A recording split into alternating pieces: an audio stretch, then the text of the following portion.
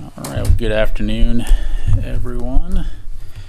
As you know, the NATO summit is being hosted in Washington, D.C. this week, so I have a few related updates and then I'll get right to your questions.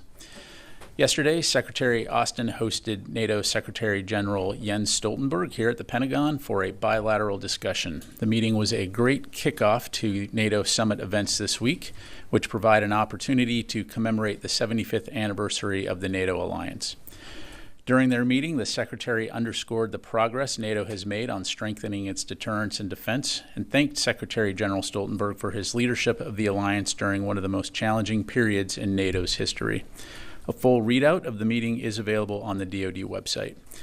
Of note, following the meeting, Secretary Austin presented Secretary General Stoltenberg with the Department of Defense Medal for Distinguished Public Service, the highest honor that a Secretary of Defense can present to a non-U.S. citizen, in recognition of Secretary Stoltenberg's decade of skillful, principled, and visionary leadership.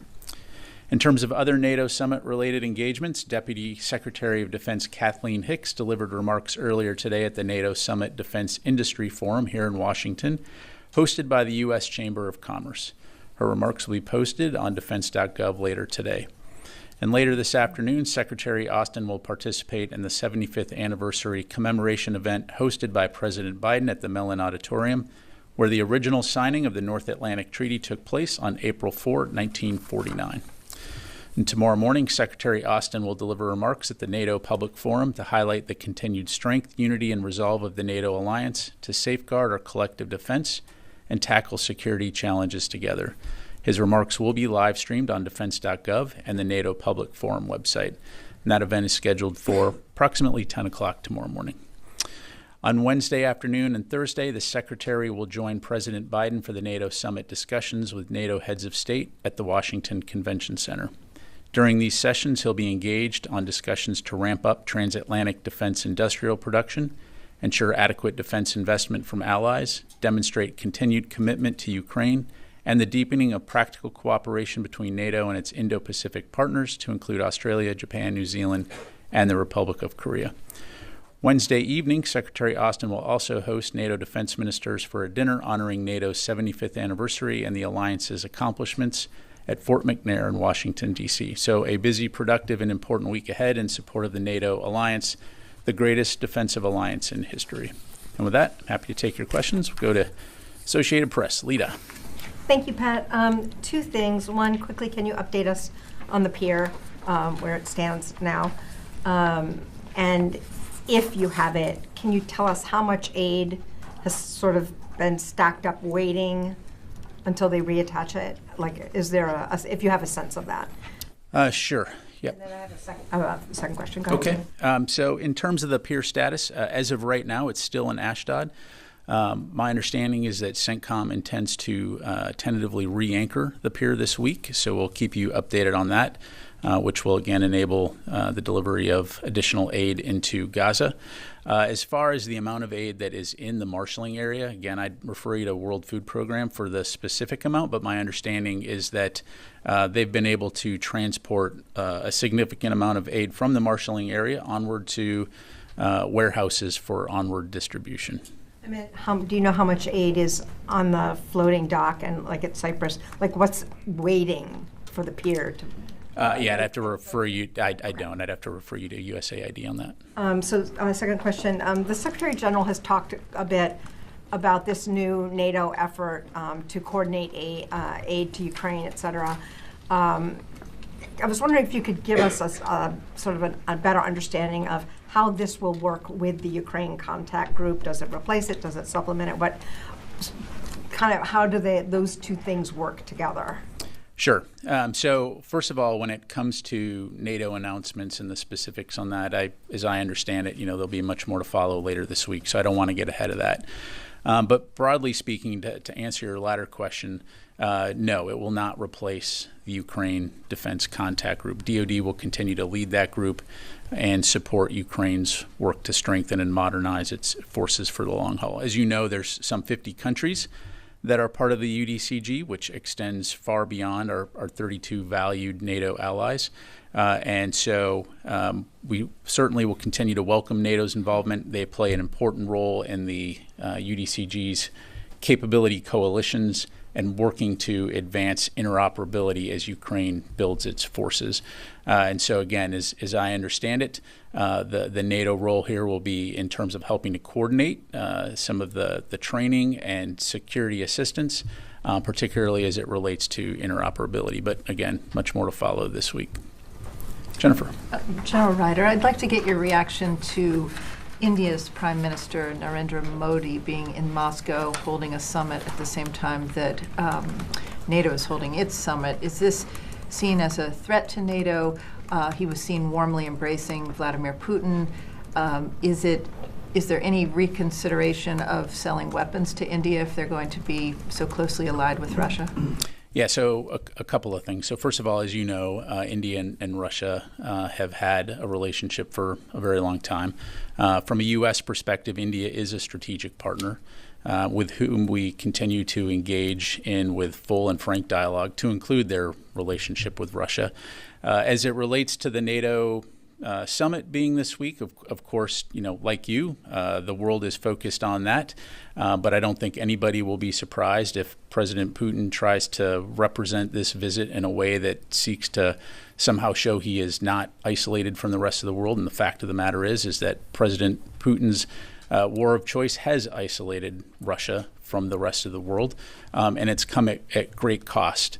Their war of aggression has come at great cost. And the facts bear that out. So, we will continue to view India as a strategic partner. We'll continue to have robust dialogue with them, and I'll just leave it there. But he's not looking so isolated with the head of the world's largest democracy being in Moscow, embracing him right now. Well, again, I think that I would also note that, the Prime Minister also met recently with the Ukrainian president and assured and offered his assurances that India will continue to do everything within its means to support a peaceful solution to the war in Ukraine. I think that we trust that India will support efforts to realize an enduring and just peace for Ukraine, and will convey to Mr. Putin the importance of adhering to the UN Charter and the principles of sovereignty and territorial integrity. And one more question. Why not let Ukraine into NATO right now? Look, there's been a lot of discussion on this. I think across the U.S. government and beyond, we all see a future for Ukraine in NATO, but it's not a decision for the United States. It's a NATO membership requires consensus of all 32 nations that are allies within the alliance. And so I think certainly what you'll see this week are efforts to build that bridge to enable Ukraine to join the NATO alliance one day. Once that consensus has been achieved. But in the meantime, there's a lot of work going on to enable them to defend their sovereignty from Russian aggression, but also help build that bridge in terms of NATO interoperability and the reforms required. Thank you. Let me go to the phone here real quick. Heather? Hi, trying this again. So I was hoping that you could talk a little bit about what the Pentagon feels its responsibility is to combat disinformation from the Houthis. And then I was wondering if the Pentagon is getting concerned about the support that the Houthis seem to have gathered from their own people, or I guess the Yemeni people, and also, from younger Americans.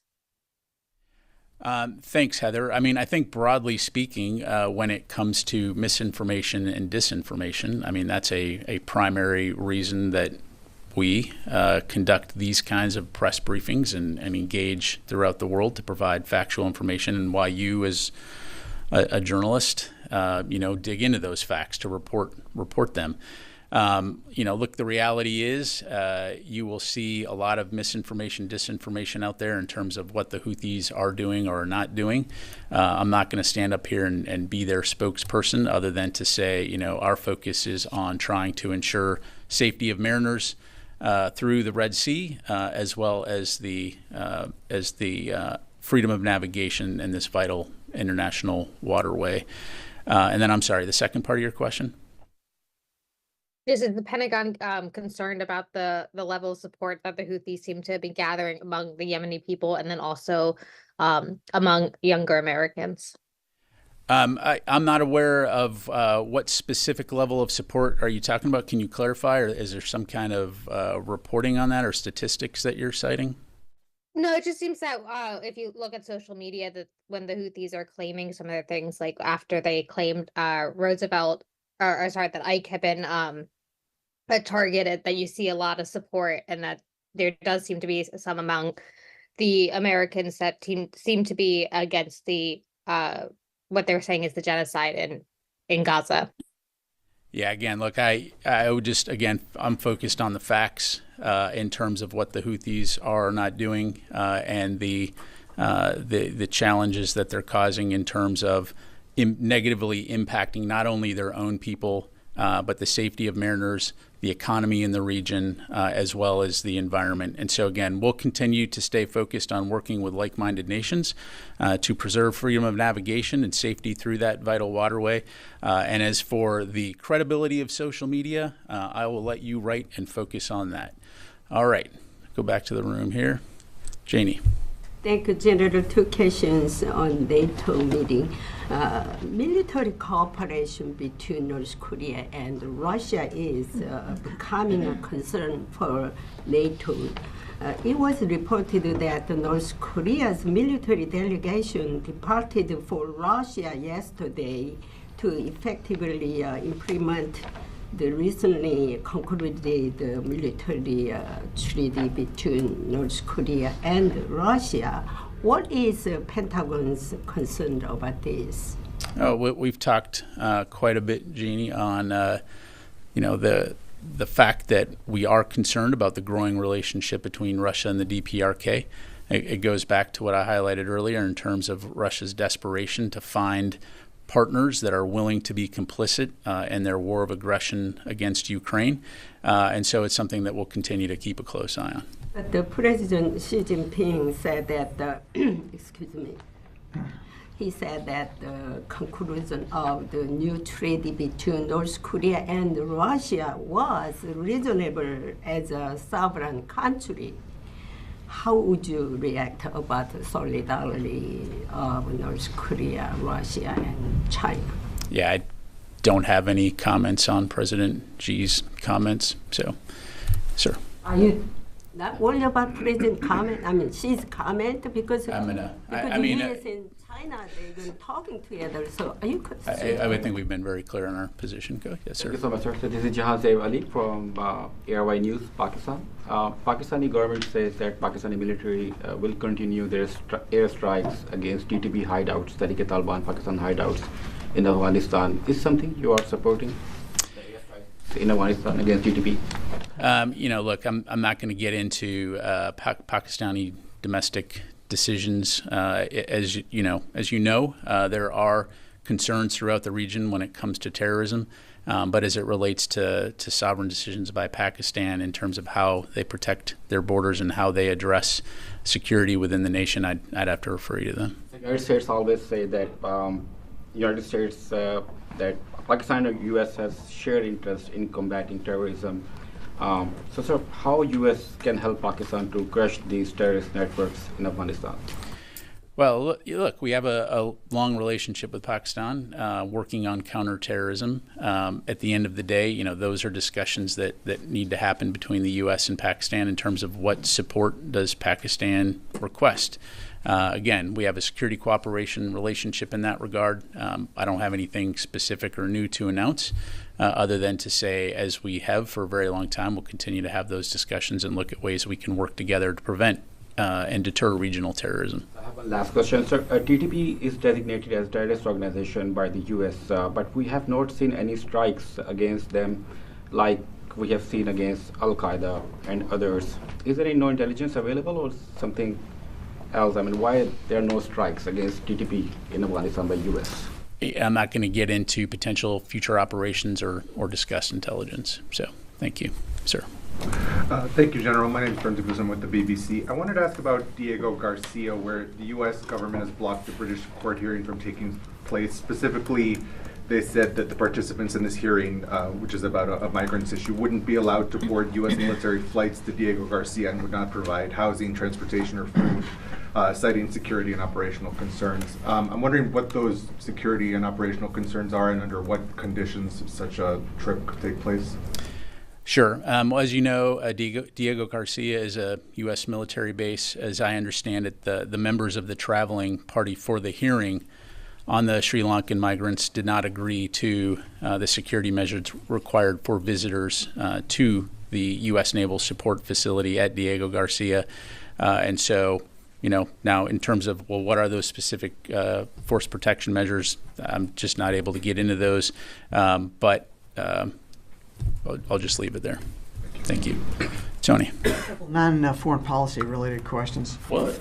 Yesterday, the Pentagon off-camera acknowledged the 81% cost growth in the Sentinel ICBM program that the Trump administration put into full-scale development in September 2020. Can you give a feel for why the factors that allowed this, that have now resulted in this major increase 4 years later while the thing is still in development?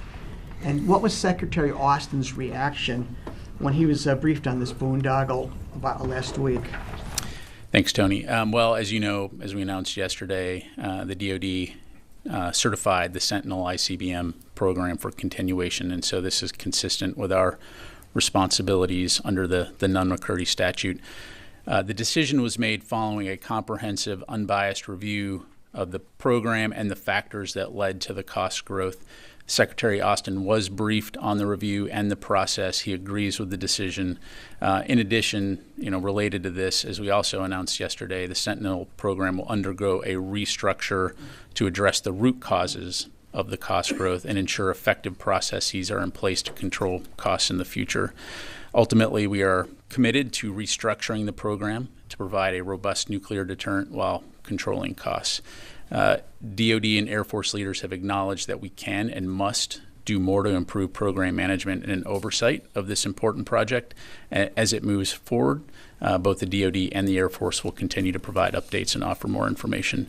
As you know, we also posted a press release yesterday that listed all that out, that also talked to what some of the factors were as it related to the cost growth, primarily in terms of the facilities associated with how and capabilities associated with housing the ICBM missile. Well, for people who don't follow this, 4 years later, it's gone up, and the estimate's like 81% over what the original baseline was. What are one or two factors that, in retrospect, you had a oh gosh moment?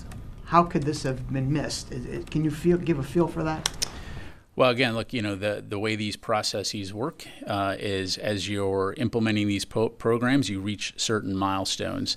As the analysis was being put together back in January, the Air Force acknowledged that there had been a cost increase associated with it. And as I highlighted, part of that was predominantly associated with the ground launch facilities and the estimated costs at the time. And so, again, I'd refer you back to the press release, which provides comprehensive detail, as well as on the DoD website, Dr. LaPlante, the Undersecretary for Acquisition and Sustainment, also provided some additional detail. Was he PO'd, bewitched, bothered, bewildered, or what? Again, I think the Secretary appreciated the thoroughness of the review and the fact that we acknowledge that we have more to do in terms of ensuring that we can get these costs down. And at the end of the day, his job is to defend the nation and ensure that we have, in this case, the strategic forces and capabilities required to defend the nation via the nuclear triad. So, again, a lot more work to do, and we'll continue to provide updates as we move forward. Boeing, the Pentagon yesterday announced that it was reviewing the company's remediation plans and agreement with the Justice Department to make a determination as to what steps are necessary and appropriate to protect the federal government. I'm asking you, what's the timeline for this review of Boeing's remediation plan in light of the guilty plea that's on the table? And what are some of the potential penalties to Boeing if, in fact, DoD finds them not a responsible contractor? Yeah, so a couple things. So first of all, as I'm sure you can appreciate and will be frustrated, I'm going to have to refer you to the Department of Justice for any questions related to any agreements between Boeing and the DOJ. So in terms of timelines, I don't have anything to provide right now. I can tell you that the DoD would assess any company's remediation plans, as well as the agreement with the Department of Justice, and we would make determinations as to what steps would be necessary to protect the interests of the federal government in accordance with relevant federal and defense acquisition regulations. So again, unfortunately at this time, I'm just not able to provide more specifics, but we'll certainly keep you updated. How long might this review last? Do you know roughly how long the review is going to take? And is it the General Counsel's office here, or OGC within the Pentagon, who is doing it? Yeah, again, at this time, I just can't speculate. I'm going to have to refer you to DOJ. But again, when we have more to provide, we'll definitely pass it along. Okay, fair enough. Okay, Louis. Two questions. One, there's been a report about a junior Navy sailor trying to access President Biden's medical records, at least just carrying out a search for the words Joseph Biden. Was this something that rose to the Secretary's attention? Did the Secretary communicate this in turn to the White House, and how seriously was this taken within the department? Yeah, as you highlight, in terms of this investigation, I'd refer you to the Navy for any questions on that. The bottom line is that they confirmed that at no time was the President's personal information compromised, and that the record that the sailor inappropriately accessed was not the electronic health record of the President of the United States. The Secretary was notified in February when the Navy became aware. The Navy also notified the White House through channels at the time, but I'd have to refer you to them for further questions. My other question has to do with President Biden's interactions with Secretary Austin. Has there come a time whenever Secretary Austin has felt that potentially President Biden's decision-making may have been impacted by potential health conditions or anything like that? No. Okay, any questions? All right, we'll go with final question. Jeff Shogel, task and purpose. Thank you. The military is conducting 3 sync exercises this summer, including the USS Tarawa, a former amphib. Is the fact that the military is conducting so many sync exercises and testing its anti-ship weapons an indication that it believes the time to prepare for a Chinese invasion of Taiwan is running out? Yeah, thanks, Jeff. So, again, as Secretary Austin has said, he does not believe that an invasion of Taiwan is imminent nor inevitable. When it comes to exercises, whether it be the exercises you highlighted or any exercises we do around the world, it's demonstrative of the high emphasis we place on readiness and ensuring that our forces are ready for a variety of contingencies around the world, for interoperability with our partners and allies in terms of working together so that we are ready to support a range of contingencies to include humanitarian assistance operations, disaster response operations, or crisis and war. So again, I'll just leave it there. Sorry. I just want to clarify a question, something you said earlier in response to Lou's question. You said that Austin hasn't had any concerns about the president's health and his conduct with him. Can you clarify, is that a question you've asked Austin? How did you said it quite quickly, and I'm trying to understand how, is that a discussion you've had with the Secretary? Look, we have had the discussion with the Secretary in terms of, monitoring all the coverage that's out there these days, obviously. The Secretary has full confidence in the President's leadership, as he has had from day one. And so I'll just leave it there. Okay, thank you very much, everybody. Appreciate it.